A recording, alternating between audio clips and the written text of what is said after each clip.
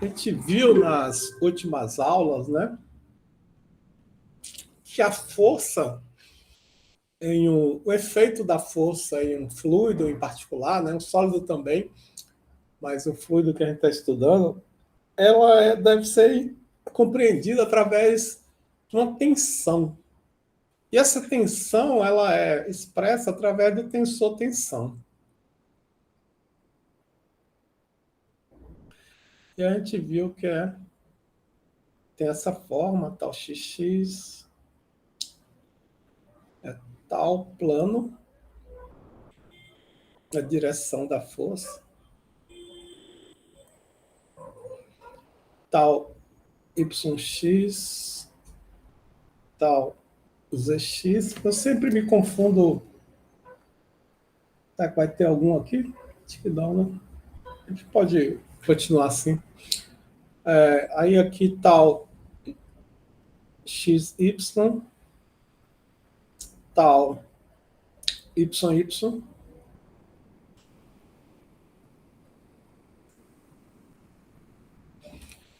tal xz, né? Xy.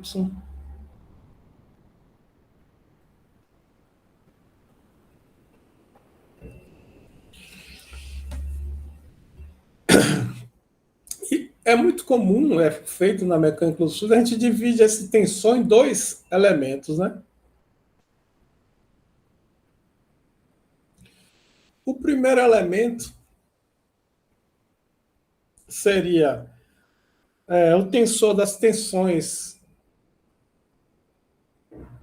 cisalhantes, mais algo que representasse as tensões normais. Fala, Luísa. Professor, como tem que estar rebatido aí as tensões, né? Tem a linha diagonal e aí é espelhado, né? A parte de baixo da diagonal com a parte de Exatamente, cima. elas Esse, são simétricas. esse de baixo aí, esse do meio, na linha de baixo, tinha que ser. Ah, tá certo aqui, tá errado, né? É, Z, né? ZY, né? YZ, né? Exato. Opa.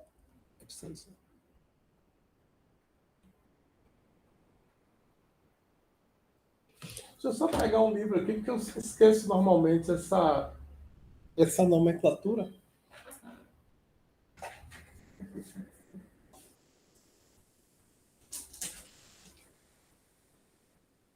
Para eu não colocar aqui errado. Veja, a gente vai dividir em dois tensores. Um tensor que a gente chama. Será que ele já divide aqui? Não. Um tensor de cisalhamento e um tensor de normal.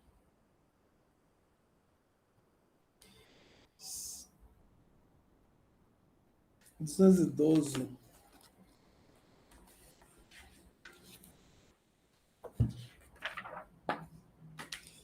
Também não tem aqui. Tem, não tem, pode não estar exatamente certo o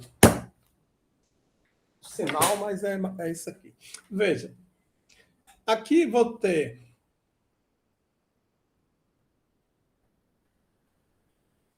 um tensor sigma xx mais tal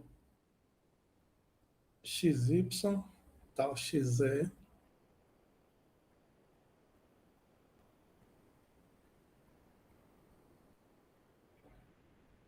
y. Opa!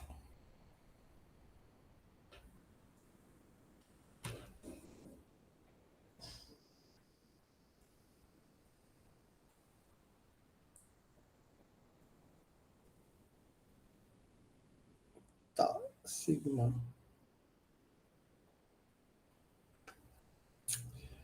Aqui é tal yz, tal zx, mais tal zy mais sigma. ZZ. E aqui é um tensor escrito da seguinte forma, veja, o fluido, ele está sobre a força de cisalhamento, mas ele também está sempre sob pressão. Concorda? Sempre existe uma pressão no fluido.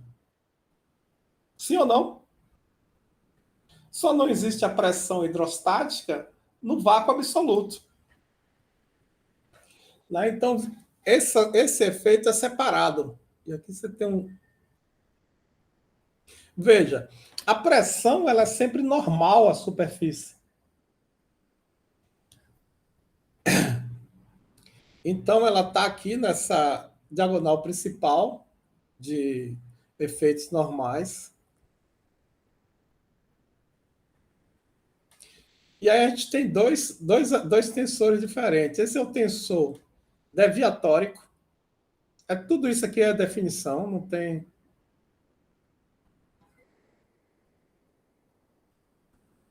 Ou melhor, fica até melhor se eu passar isso aqui para lá.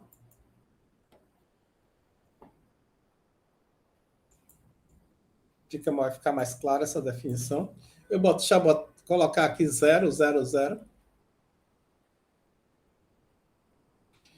E aqui seria mais xx mais y mais zz. Veja, esse primeiro tensor deviatórico, ele carrega as tensões de cisalhamento.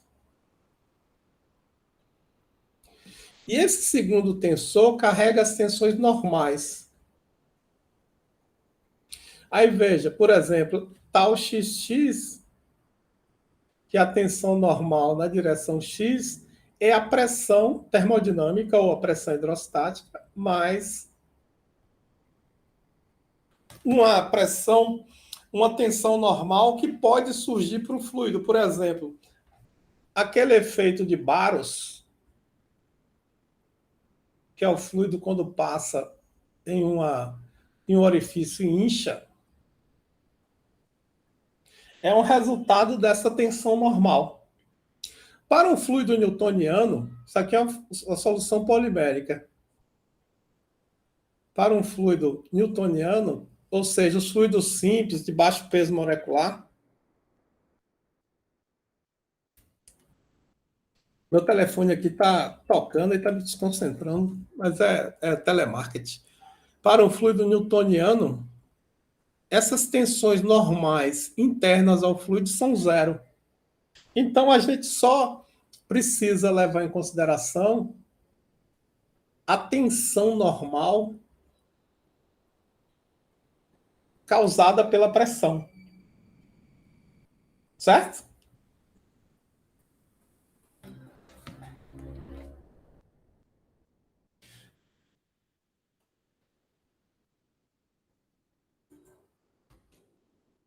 Então, a gente escreve esses tensores da seguinte forma.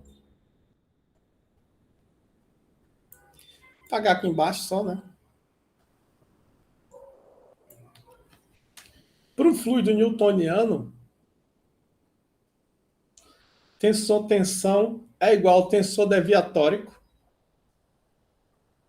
mas isso aqui é a matriz identidade 1, 0, 0, 0, 1, 0, 0, 0, 1, multiplicada pela pressão. Então, é a tensão mais a matriz identidade multiplicada pela pressão. Beleza? Certo? Tudo isso aí é definição. Não tem nada aí de dedução. Né? Mas qual é o caminho da definição? A tensão no fluido eu posso dividir em duas, que é a tensão cisalhante e a tensão normal. Aí eu faço soma de matrizes. Eu separo a matriz da tensão cisalhante com a tensão normal. A tensão normal, aí eu vou pegar uma delas, tal xx, eu digo que ela tem duas origens. Ela tem origem na pressão do sistema, que é a pressão termodinâmica ou pressão hidrostática. Elas são iguais. Eu posso calcular por uma equação de estado, se for um gás, e pela hidrostática, se for um líquido. Mas, se o fluido for newtoniano, um efeito do fluido. Por exemplo, polímero. Por que o polímero apresenta aquele efeito de Barrows, né? O polímero, ele se organiza em um fluido na forma de um novelo, né? Aí, quando ele passa pela restrição, esse novelo é comprimido. Esse novelo é comprimido, então ele acumulou energia ali nessa compressão. Aí, quando ele sai do orifício, ele solta a energia dele. Essa compressão e extensão é uma tensão normal. Então, o efeito é uma tensão normal, não. Um dos efeitos desse efeito de compressão e extensão é uma tensão normal. Também o efeito de Weissenberg. Se você pega um fluido simples, newtoniano, e agita, aí você vai formar um vale, né? A gente viu que o fluido não newtoniano de alto peso molecular, um polímero de alto peso molecular, ele pode fazer isso aqui. Subir é como se houvesse realmente uma pressão normal, algo empurrando isso aqui para baixo. Concorda? Certo? Tudo isso é definição aí. Agora veja, o comportamento de um material, ele é a relação entre tensão e deformação. A gente discutiu na última aula como descrever, e agora está discutindo também, a tensão. Agora a gente tem que entender como escrever a deformação. E para um fluido, isso não é trivial. Porque para o fluido, a gente viu que a característica do fluido é que a tensão não relaciona diretamente com a deformação, mas com a taxa de deformação. Para um sólido, a tensão é proporcional à deformação, um sólido elástico. Para um fluido, a tensão é proporcional à taxa de deformação. Lembra? E aí vou fazer uma pequena revisão aqui. Aí nosso problema em que toda a complexidade é reduzida. Então a gente pegando aqui duas placas com fluido no meio.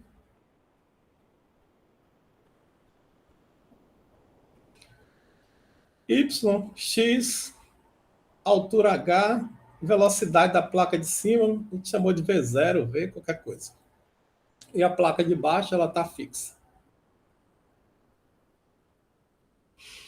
Nesse problema aqui, eu não sei se a gente já fez, a gente tem, se a gente pegar o tensor-tensão, a gente só pode definir uma tensão. Não é o tensor-tensão, eu vou copiar aqui para não ter que escrever isso toda hora.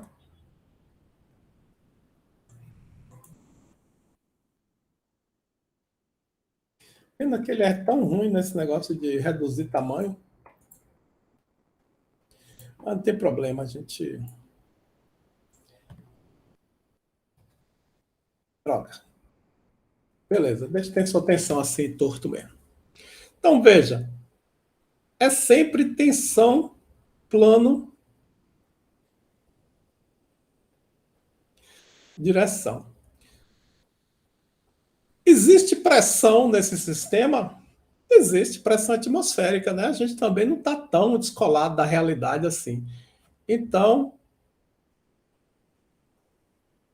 isso aqui é maior que zero, mas ele não influencia no movimento, né? Porque, veja, se a pressão é a mesma em todos os pontos, né? Apressada pressão, o fluido escoa da pressão maior para a pressão menor. Se a pressão é a mesma em todos os pontos, não existe escoamento por causa da pressão, concorda? Certo? Então existe esse termo, mas não interessa a gente. Aí vamos pegar aqui, na verdade, eu quero esse termo aqui, que é o termo deviatório.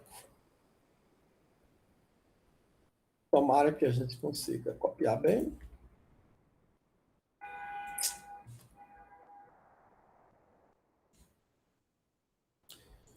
Agora veja, não existe, não. A superfície Z aí, ela não está representada porque a gente admite implicitamente, né, que esse plano é infinito. Certo? Senão a gente teria que levar em consideração efeito de borda. Não existe efeito de borda. É como se esse plano ele fosse infinitamente estendendo nessa direção, mas a gente está olhando ele de frente. Certo? Então,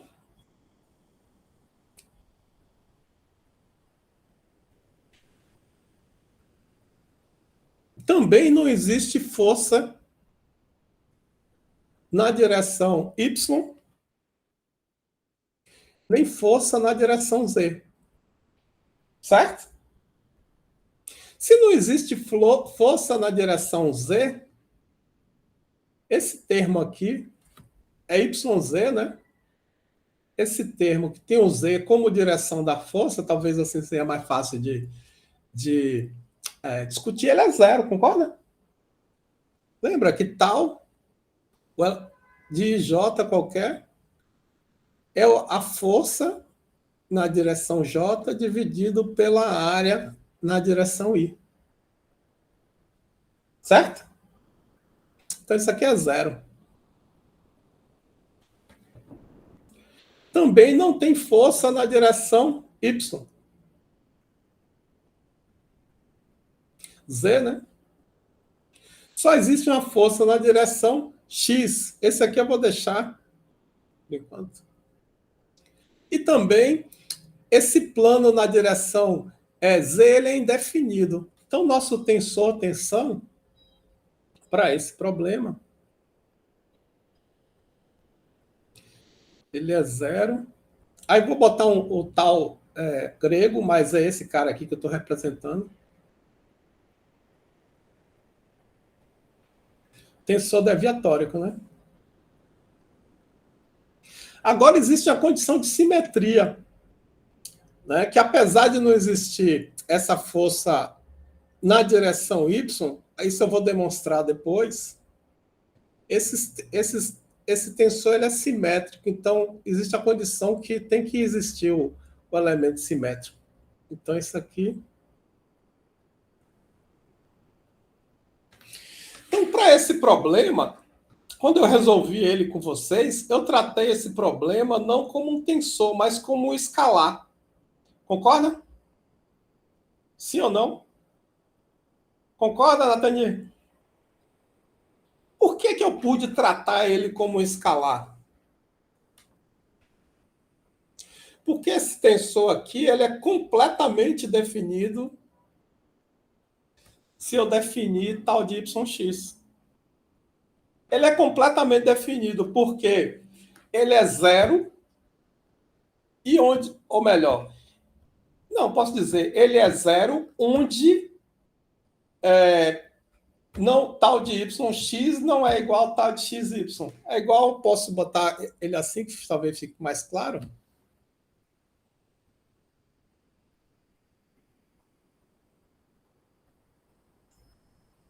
Droga, vou escrever. Eu posso dizer que ele é 0, 0, 0, A, que é um valor da tensão, como ele é simétrico, isso aqui também é igual a A, 0, 0, 0.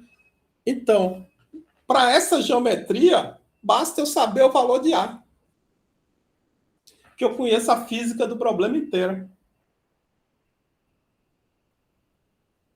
Isso é uma característica de todos os experimentos reológicos que a gente vai ver no futuro.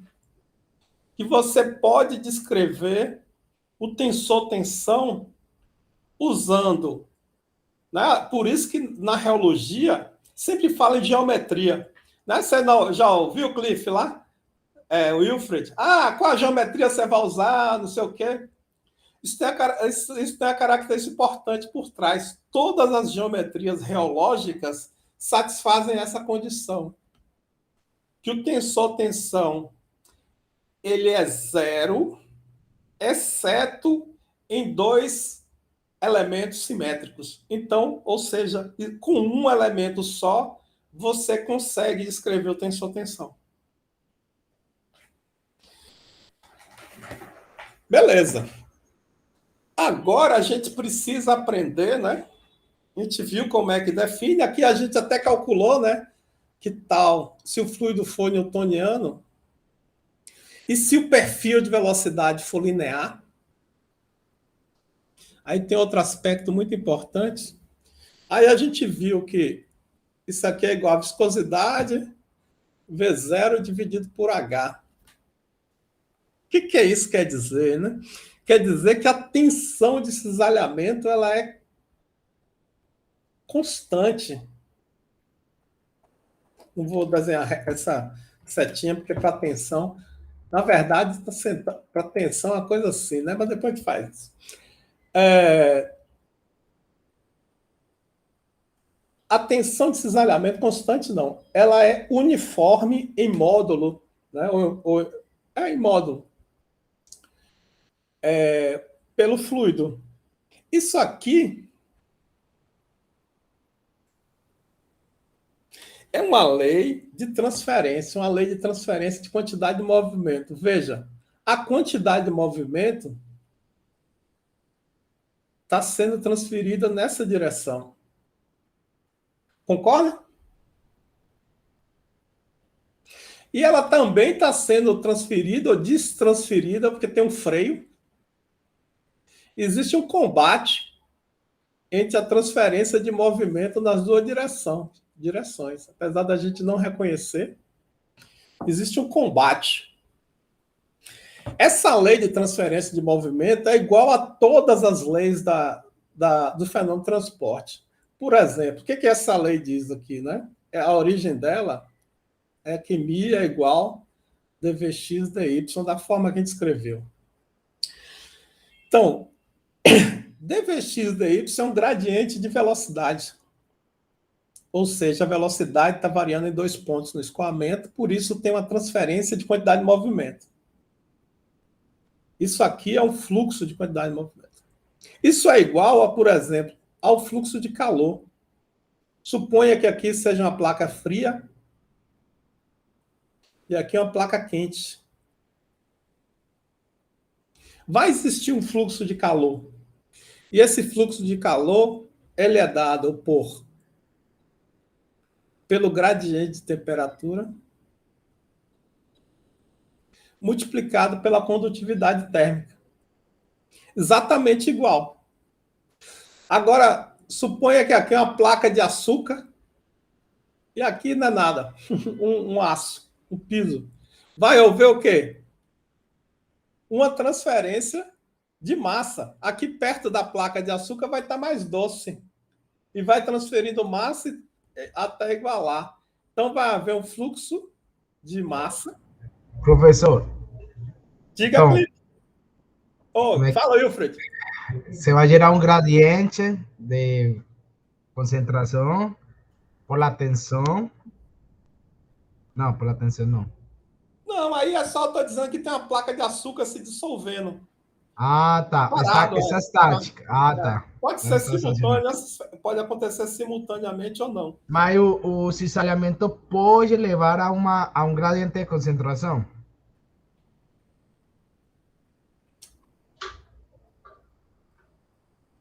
Veja que são dois problemas diferentes, certo? Sim. O gradiente ele tem uma influência na taxa de transferência de massa. Ele não vai gerar per si um gradiente, a não ser que seja como eu falei, se a placa for de açúcar, aí tudo bem. Se você mover uma placa de açúcar, vai perturbar o gradiente de concentração. Eu não sei se eu entendi sua pergunta e fui claro. Não, é isso. Eles pode gerar um gradiente, mas ele vai voltar, vai ir e voltar, entendeu? Entendi. O sistema vai estar sempre dinâmico. É, Se fosse uma placa de açúcar, tipo, imagina um reservatório de açúcar na placa, aí sim vai gerar o gradiente constantemente. Sim. Mas este não é o caso. Sim. Veja, o que eu quero enfatizar aqui é que a lei de transferência de momento é igual às outras leis de transferência da engenharia e da indústria de processo. Certo? Beleza. Então, veja, o gradiente de velocidade, ele gera, aí a gente já viu, ele gera um fluxo de quantidade de movimento. E a gente já viu isso aqui, né? Que uma força causa uma variação na quantidade de movimento. Se eu estou andando com o Cliff empurrando ele, eu estou perturbando a quantidade de movimento dele, concorda? Se eu estou segurando a camisa dele, eu estou perturbando a quantidade de movimento dele. Então, sempre a força leva a variação de quantidade de movimento, e lembre-se que isso aqui é força sobre área. Então, seria a variação de quantidade de movimento por unidade de área. Beleza. A gente entende que as forças são a tensão, que as tensões de cisalhamento, tal de YX, por exemplo, a gente interpretou como plano direção, a gente pode agora interpretar como transporte de momento X, né? Porque a velocidade está nessa direção, na direção Y.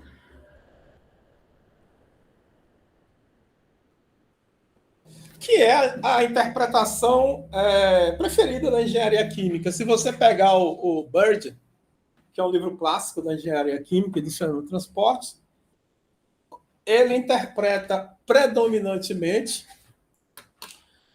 os efeitos de escoamento, né, que são problemas de escoamento, através do transporte de momento.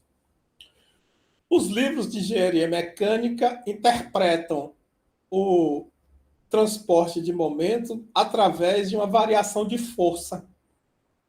Para a reologia, é conveniente interpretar como força, que a placa de cima ela está exercendo uma força no fluido embaixo, mas também pode ser interpretado como a placa de cima, em contato com o fluido, está transferindo momento na direção do eixo da placa. Opa, a placa não, aquele negócio girando, lembra aquela geometria girando? Fala, Camila. Professor, não é plano, direção? Não, então isso é para força. Interpretação na força. Essa interpretação do transporte de momento. Isso aí que você falou é muito pertinente, porque se você pega um livro de engenharia mecânica, a convenção é de cima. Se você pega um livro de engenharia química, a convenção é de baixo. Isso é uma chatice. Porque atrapalha, né? Totalmente. Aí nos bons livros, assim, no livro mais moderno, o cara você não pode chegar ao livro, abrir no meio e já cair matando. Você tem que olhar no começo como o cara definiu o transporte. Luísio, tudo sob controle? Eu acho que tá. Vou fazer uma pergunta agora para ver se eu entendi. Em cima da pergunta da Camila. Quando a gente está falando de transporte de momento X na direção Y, é porque o cisalhamento é ao longo do eixo X e o momento está sendo transferido nessa direção. Exato. Então, veja, e você falou cisalhamento, você fez a direção do movimento. O movimento é na direção X, então o momento X. Isso, e aí eu transfiro o momento, a quantidade de movimento, né, para baixo. Exatamente. Isso. Beleza? Então, acho que eu estou entendendo, então. Joia. Beleza. Agora que a gente entende o tensor-tensão, as interpretações dele, a gente deve buscar entender a taxa de deformação. Como é a taxa de deformação do fluido? Para isso, eu vou mostrar aqui uns filmes. Vou ver se eu lembro aqui do título.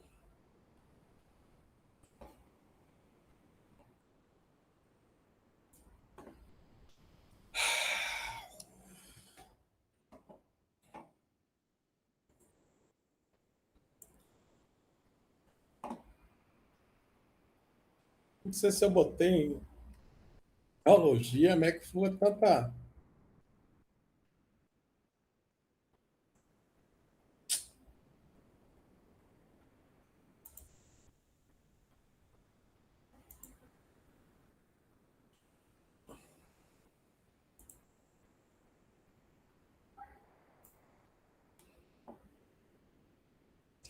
Não, pior que. Não sei porque começa, em vez de abrir a playlist, abre esse negócio aí.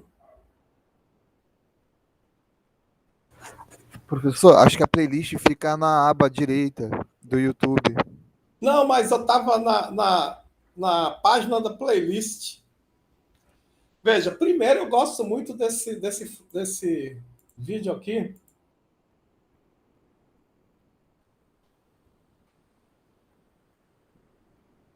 Ver se eu acho a parte aqui.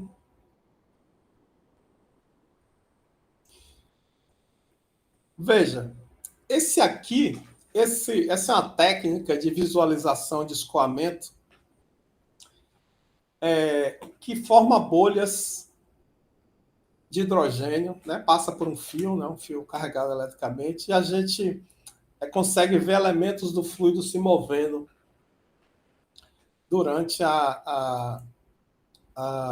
o escoamento. Aí vamos ver primeiro a deformação aí de um fluido. O fluido vai atingir um obstáculo e vai se deformar. Eu vou ligar aqui o som para a gente saber. Used in fluid mechanics. We'll show how these two descriptions are related to one another. Aqui veja. In addition to moving. Veja que o fluido se deforma completamente. Ele estica, ele eventualmente gira, ele cisalha. A deformação de fluido é uma complicação. From place to place, an elementary piece of fluid is generally squeezed or stretched and rotated as it goes. We are going to focus our attention on the translation, not on the deformation. Não, ainda tem translação, né? Veja, agora ele vai passar o fluido em uma restrição. Aí eu quero que vocês prestem atenção como o fluido ele se deforma ao passar na restrição.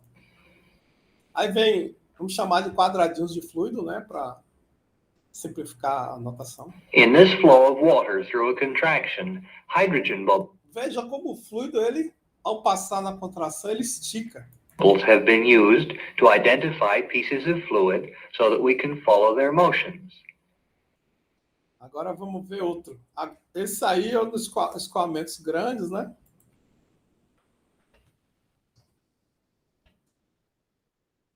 Esse aqui é um vídeo bem complicado, né?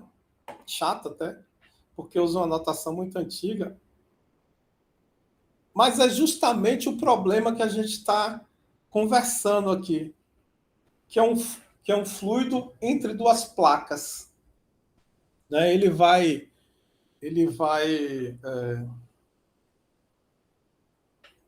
fazer esse estudo.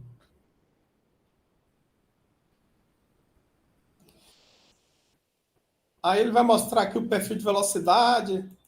Aí vai dizer que vai pegar um fluido aí nesse perfil onde onde o perfil de velocidade é linear. Aí vamos lá. No length scale associated with it, so that the velocity profile looks like a straight line. Ele vai pegar perfil reto, né, que é o que a gente está estudando. Now, we said that we weren't interested in how the fluid was carried about. That means that we ought to pick a point in here and draw our velocities relative to that point. If we do that, the fluid on one side will seem to be moving ahead, while the fluid on the other side will seem to be moving back. And of course, ele está dizendo o seguinte: se você pegar o ponto médio ali do escoamento e tiver como referência, o fluido que está em cima, ele vai parecer que está movendo para frente, e o fluido que está atrás vai parecer que está movendo para trás, porque a velocidade relativa em relação a esse cara aqui, o fluido de cima, ele está se deslocando para mais rápido e esse fluido aqui está deslocando mais devagar, né? Aí é um referencial. The reference point will seem to be standing still. So let's talk first about two-dimensional motion. Now, this is the apparatus that we're going to use to produce a simple flow that we can talk about in detail. It has a motor driving gears that drive 4 pulleys around. Veja que é um negócio bem complicado fazer um fluido, um escoamento tão ideal, né? Which run 2 endless belts. These belts form the walls of our channel. One moves one way and one moves the other. They produce a rectilinear shear flow in a very viscous fluid, glycerin. We say rectilinear because the streamlines are straight lines in velocity. Aí deixa eu trazer aqui um pouquinho para trás. Let me mark the surface of this uniform. Aí ele vai pegar esse fluido que está nesse canal, vamos chamar assim, né? Que a parte de cima vai mover. Na verdade, aí nele, para aumentar a velocidade relativa, a parte de cima move em uma direção, a de baixo em outra, mas é a mesma coisa que a de cima mover no dobro da velocidade, né? Aí ele vai marcar com vários cruzinhas o fluido. Aí a gente vai ver o que acontece. Form shear flow to reveal some of its characteristics. One belt is running one way and one is running the other, so that a flow is produced that has zero mean velocity. Notice how the point in the middle doesn't move in the laboratory frame of reference. Aí uma coisa que eu quero que vocês prestem atenção é que ele começa como cruzinha e a cruz vai o grau, né? Começa com 90 graus.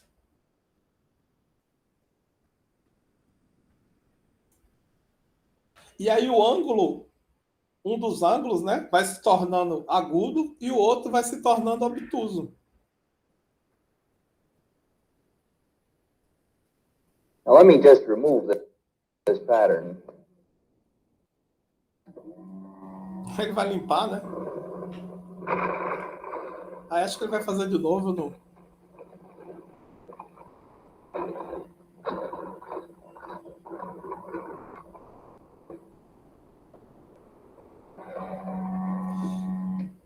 Aí ele vai fazer algumas medidas aqui, é muito interessante. With this pair of dividers, I can... Aí, aqui, nesse quadro, ele tem ponto a ponto como o fluido se moveu. Measure the distance between successive pictures of the same point. And they're obviously equal. Veja, a parte de cima, a cruzinha praticamente não se deformou, e embaixo, aqui está zero, né? Porque movendo assim as placas, mas veja que o ângulo dela vai se deformando também. O ângulo se deformou, tá vendo aqui como está deformado o primeiro em relação o último em relação ao primeiro, como o ângulo também está deformado? Esse escoamento, ele tem uma característica, a gente fica pensando ele reto, mas ele tem a característica de rotação também. Porque se você pensar, se eu pegar aqui como se fosse minha mão, uma camada de fluido e a outra mão, outra camada. Veja, se ela se move, o que acontece com... Gira, não é? Existe e esse giro, a consequência dele é a deformação do ângulo das cruzinhas que tinham 90 graus no início. Aí eu não sei se vocês lembram de mecânica dos fluidos. Uma das simplificações mais usadas em mecânica dos fluidos, não por a gente profissional de processo, mas que o pessoal que estuda aerodinâmica, é que o escoamento é irrotacional. Irrotacional quer dizer que não tem esse deslizamento. Esse deslizamento ele é um efeito viscoso, um efeito do cisalhamento. Então, o escoamento rotacional, né, com a Navier-Stokes, ele zera a segunda derivada. Então, veja, você teria que resolver a equação de segunda ordem, agora tem que resolver uma. Porra, sensacional. Mas isso não é importante para a gente. O importante para a gente é entender essa deformação do fluido, que não é trivial. O fluido não se deforma como a gente pensa. A deformação do fluido é um fenômeno complexo e existe uma deformação angular, mesmo nesse sistema bem simplificado, né? Also, I can lay a straight edge Aí along vai the path medindo, of a né? particular point.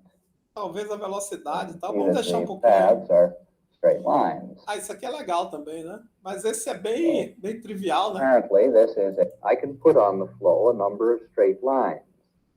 Aí veja, se você fizesse retas no começo, o que aconteceria?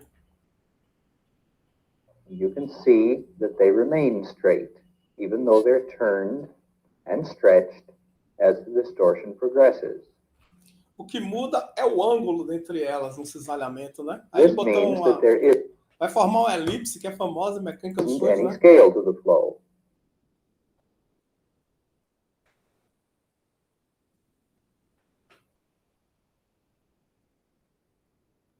Since the flow has no scale, it doesn't matter how big or how small the pattern is, Aqui it'll não tem behave in the muita... same and No final stretching. fica assim, né? Ele está comparando Você começa com um círculo, né? E deforma naquela situação que a gente falou, a gente forma uma elipse. Essa elipse muito famosa aí de mecânica dos fluidos. Beleza. Mas o que faz, obviamente, a tensão, ela deforma o fluido. Agora a gente precisa entender a deformação do fluido. A deformação do fluido, ela é decomposta nesses tipos de deformação, né? Tem a translação, que não é muito de interesse da gente. A translação do experimento reológico é zero, né? Porque zero não é muito pequeno, né? Porque a translação é o movimento de um fluido de um ponto para outro sem deformar. Veja que é do mesmo tamanho. Pode ter uma deformação linear, né? O fluido pode crescer, né? Vamos dizer assim, que é aquele efeito dele passando no tubo com a restrição, lembra? Lembra, Wilfred? Tá? Ele pode crescer, ele pode girar e ele pode ter esse movimento angular. Essa rotação também não interessa a gente. Esse tipo de rotação aqui é a rotação de corpo rígido. É bem legal isso aqui, eu vou mostrar, tem até um vídeo. Professor, uma pergunta. Em um momento, a gente tem que escalar esse tipo de rotações, porque, por exemplo, o fluido rota.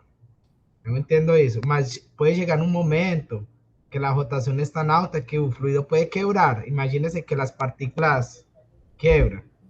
Então, essas rotações se medem em que escala? Como assim? Aí eu não entendi. Por exemplo, você fala, o fluido rota, se deforma, esse tipo de coisa. Mas não, mas existe uma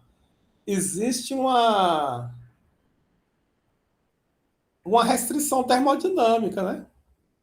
Que é a restrição da densidade e tal, e da resistência mecânica dele. Ele não roda, a gente não deforma o fluido ao nosso bel prazer. Né? Existem as restrições dadas pelas equações da continuidade. Eu não sei se eu entendi sua pergunta direito, mas a gente não deforma o fluido a nosso bel prazer. A deformação do fluido obedece às leis da conservação.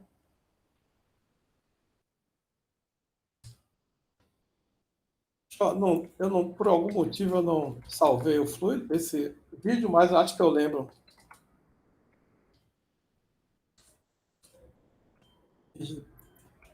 Esse é bem legal, assim, né? Eu gosto desse vídeo.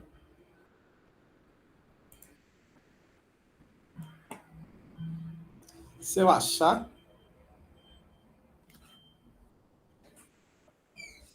Não achei o mais bonito, não.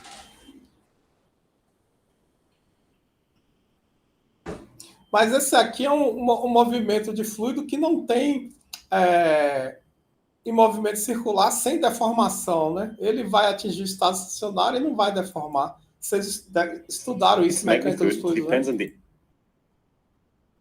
Looking at this frame for a while. Vamos lá? And try finding the curve yourself. Otherwise, let's get started. In this classic demonstration, we can see the effect of the centrifugal force on the water. O fluido aí, apesar de estar sobre um campo de força, ele se comporta como um corpo rígido. Let's get a slightly deeper understanding of it by finding the curve that the water is creating. Apparently, this is a fairly easy task to do. Para a gente não interessa, se ele parar a rotação, o fluido ele volta a zero, né? This frame for a while. So let's clean these little water droplets. Let's start by defining our core. Vou ver se eu acho aqui, não sei.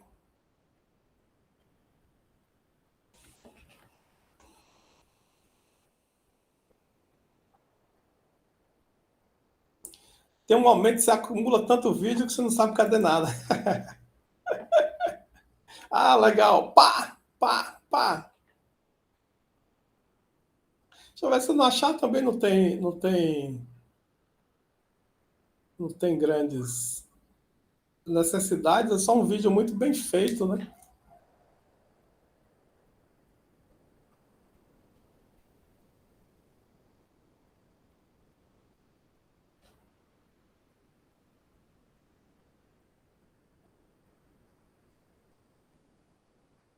Ah, tá aqui, ó. Muito legal. É um fluido com movimento de corpo rígido. Mesmo estando em movimento, veja. É uma piscina aí que está sendo girada a uma rotação por segundo. Piscina no aquário, né? Para a mecânica do fluido não interessa, porque não tem cisalhamento, o fluido não está movendo. Para a mecânica do fluido, porque para a reologia, né? Será que ele vai mostrar dinâmico? Acho que ele esperou entrar em estado estacionário para...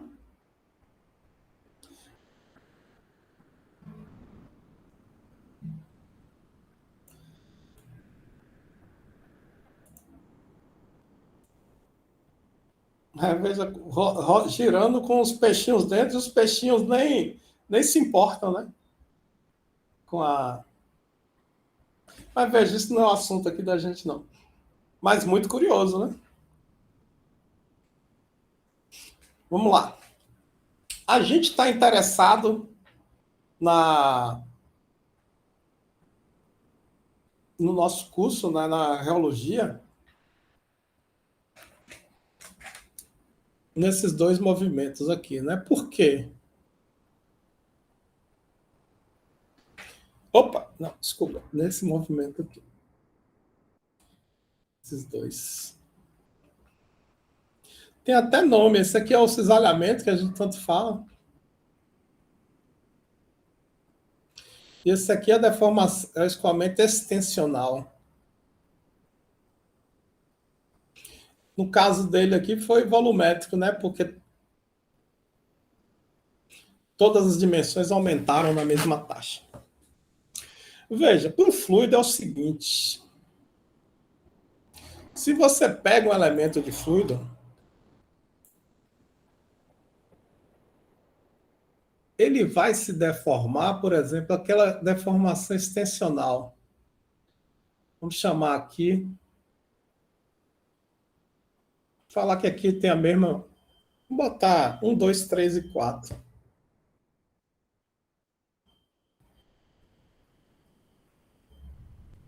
São os vértices aí do nosso fluido.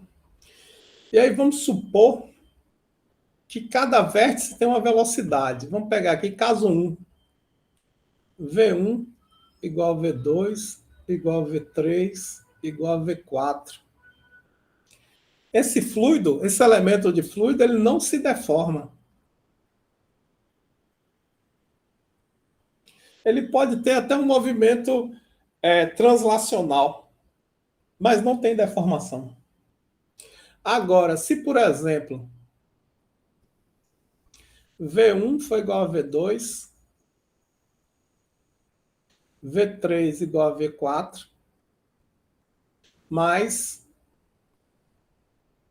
V3 maior que V1. Veja, V1 igual a V2, essa face aqui tem uma velocidade, a mesma velocidade. V3 igual a V4, a mesma velocidade. Mas como V3 é maior, essa face aqui ela está se movendo com a velocidade maior do que essa face aqui. Então, esse elemento ele vai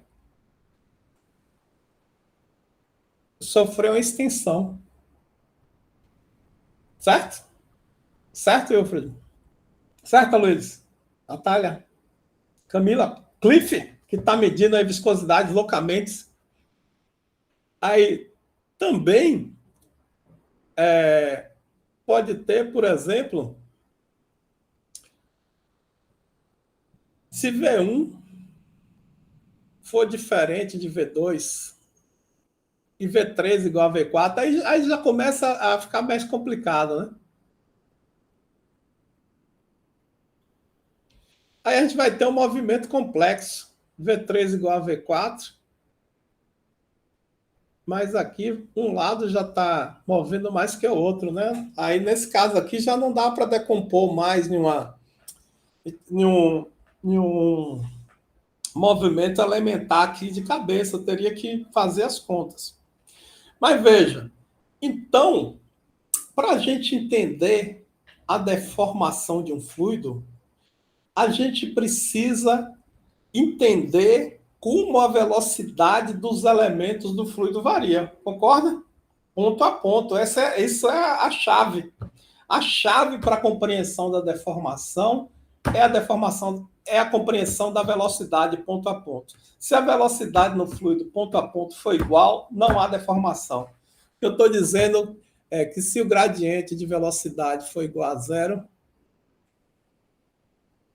não há deformação.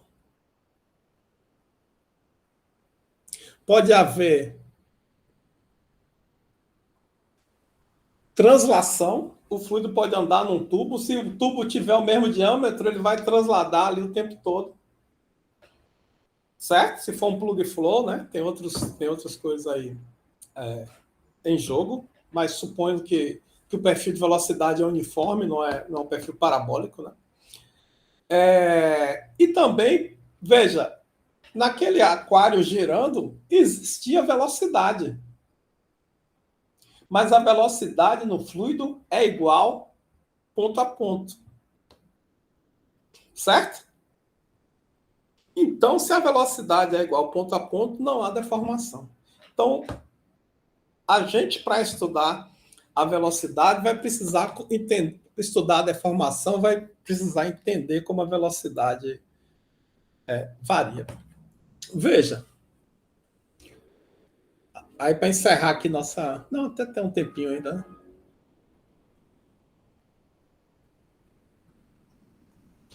X em Y.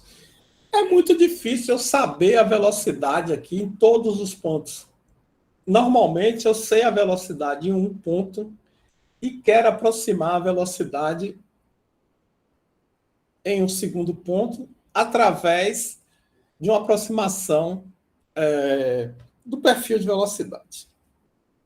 Como é que eu faço essa aproximação?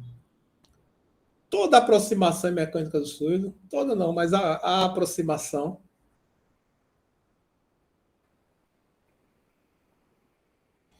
é feita por série de Taylor.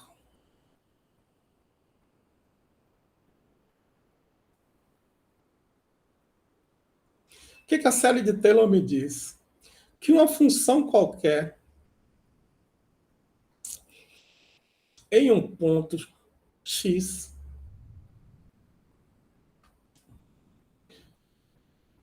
está x mais ΔX.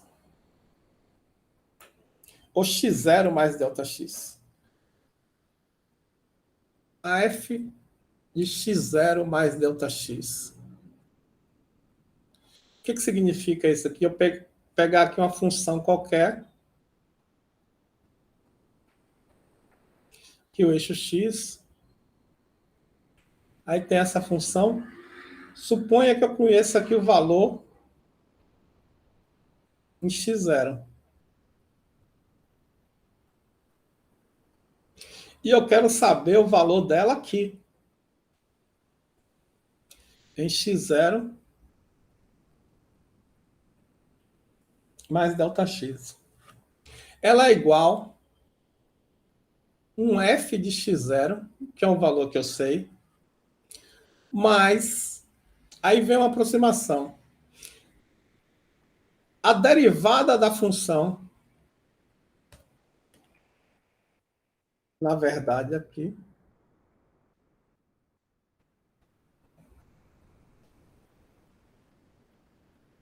no ponto x0,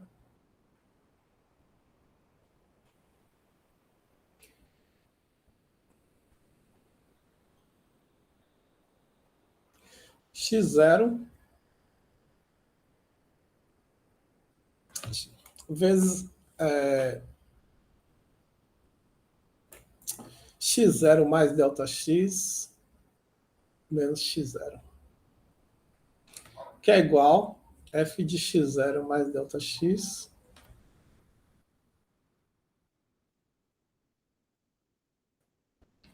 é f de x0 mais d-ROM de f, d-ROM de x em x0, a derivada, que multiplica ΔX. Isso é o quê? Uma aproximação linear. Se eu explodir aqui, isso aqui é x0, o ponto x0, f0, e aqui é o ponto x0 mais ΔX, f. Eu estou dizendo que esse ponto aqui, f é igual f0 mais essa distância aqui, que eu posso calcular, e essa distância, ΔF, ΔX vezes ΔX. Certo? Beleza? Então, quem... Nathani, ressuscitar a série de Taylor, hein? Nathani. Essa tá mais fresca na memória. Beleza. Então, a gente vai usar isso para aproximar a velocidade. A gente vai chegar... Pode apagar? Vai chegar aqui e dizer o seguinte...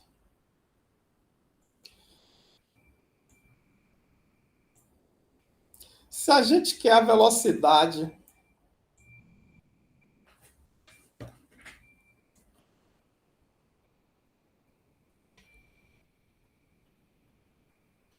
vamos dizer aqui que a gente quer a velocidade no ponto 2 em relação ao ponto 1. A gente pode dizer... E aí a gente, em vez de chamar de x e y, vamos chamar de x1 e x2. E x1, x2, x3. Fica mais fácil aqui. A velocidade no ponto x2 em relação a x1 vai ser igual à função no ponto x1 mais a variação da função quando eu ando daqui para cá, na verdade, x2,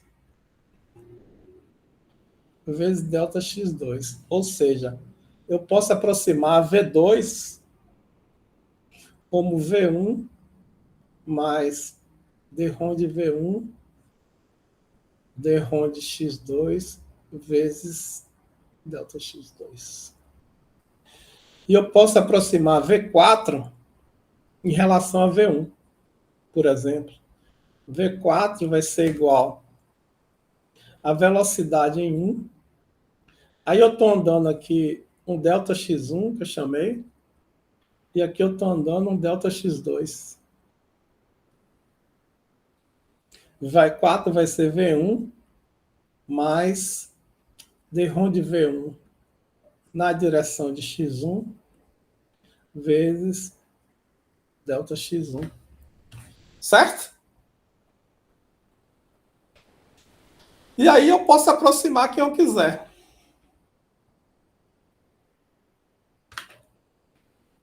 Por série de Taylor. A gente não vai usar generalizado, mas é bom generalizar. Aí eu tenho aqui... Professor, uma pergunta. Existem outros tipos de geometrias diferente a um quadrado, um retângulo, em que se pode deformar? Vai. Você perguntou se vai deformar, né? Por exemplo, mas esta é uma abordagem, por lo que eu vejo, parece ser finita, não? Elemento Não, finito. mas aí a gente transforma o elemento infinitesimal depois. No, a lo que voy es que si existen, por ejemplo, otros métodos como Lattice-Boltzmann, ese tipo de abordaje para resolver ese... No sé, no estoy preguntando si existe. Não, existe sim. Mas eu não conheço em detalhe, assim, porque eu nunca trabalhei com Lattice de Boltzmann. Mas certo, isso aqui que eu estou escrevendo está escrito em pedra. A diferença é que, assim, vou falar com um pouco de ignorância, mas esses métodos, eles envolvem partículas discretas, normalmente, né? Mas aí você tem que ver partícula a partícula as diferenças. Mas essas aproximações aí são escritas em pedra. A princípio, tudo você pode aproximar o série de Taylor se, né, a distância entre os dois pontos for pequena o suficiente. Série de Taylor truncada no primeiro termo. Aí tem uma série que os físicos gostam muito, que é uma série de Padé, que é uma série de função racional. Mas aí dá uma complicação tão grande para... Que é melhor, a série de Padé, mas dá uma complicação tão grande para obter as equações que nunca vi ninguém usar para isso aí, por exemplo. Então, a velocidade é um vetor e a posição é um vetor. A gente está tratando ponto a ponto, a gente está tratando componente a componente, mas a gente pode tratar vetorialmente também. Aí fica nessa forma aqui. Eu tinha até escondido esse slide, mas como está aqui no final da aula, para não começar outra coisa. Veja, o que está aqui nesse quadro é a mesma coisa. Deixa eu fazer aqui. A posição de um elemento de fluido, que é a posição desse O aqui, ela é descrita por 3 coordenadas, x1, x2, x3, correto? Se eu quero saber o movimento, né, desse ponto aqui em relação a esse ponto, eu vou expandir também em série de Taylor. É uma coisa que eu posso fazer. Só que em vez de andar no componente x1, ou no componente x2, ou no componente x1, eu vou andar um vetor dx. Aqui eu andei um componente. Eu andei delta x2, eu andei delta x1. Agora aqui eu vou andar um componente dx. O que quer dizer isso? Quando eu ando um componente, eu ando na direção de um eixo coordenado, como se os outros todos fossem zero. Mas não necessariamente isso é verdade. Eu posso andar na direção vetorial. Aí a série de Taylor ela fica um pouco diferente.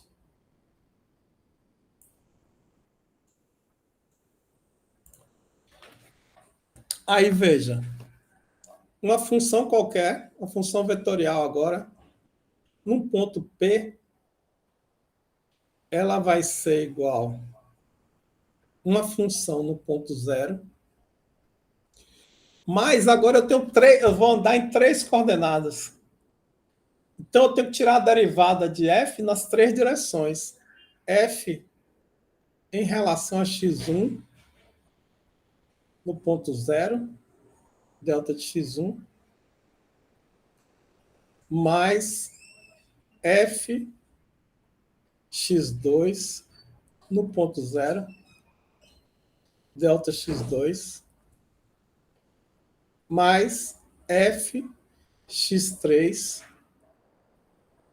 no ponto zero, delta x3. Porque eu estou andando nas 3 direções. Aí fica... que é o que está escrito aqui.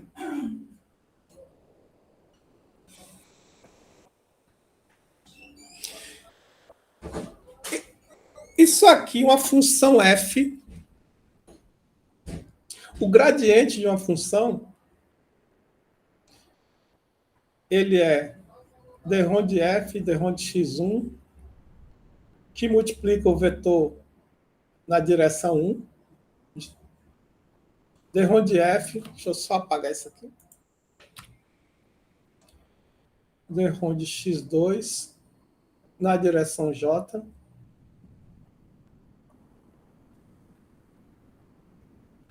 Na direção k. Então, veja, aqui existe um fx1, aqui um fx2, um fx3. Então, posso reescrever isso aqui, f de p, a função no ponto P, ela é igual à função no ponto zero, mais o gradiente de f,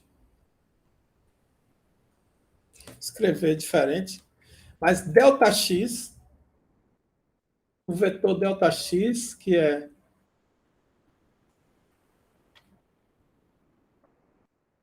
ΔX1, ΔX2, tem escrevido vetor linha, né? Vou botar vetor coluna, vou botar a coluna lá em cima.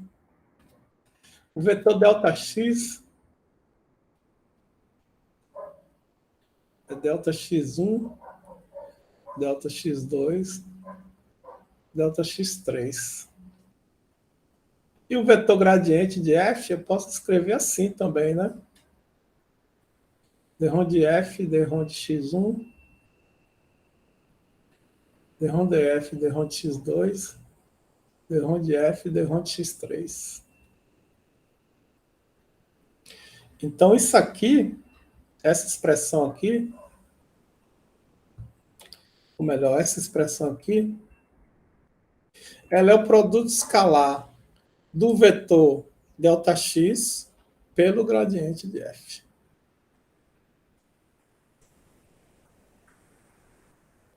Então, eu não preciso fazer elemento, não é bem elemento, eu não preciso fazer coordenada a coordenada como eu fiz. Eu posso fazer de uma forma vetorial. E não é assunto assim, dessa aula, mas é daí que sai a derivada material que o Wilfred tanto gosta. E, finalmente, como último tópico, a gente vai, na próxima aula, a gente vai sabendo que pode fazer vetorial, a gente vai fazer escalar para facilitar a vida. A gente vai estudar a deformação de um elemento de fluido e a gente vai estudar essas 3 deformações que são importantes para a gente, que é o cisalhamento, né, que forma um ângulo, né, já que se move, se a gente botar aqui meu controle remoto, eu estou formando um ângulo, né? É um movimento angular, esse cisalhamento.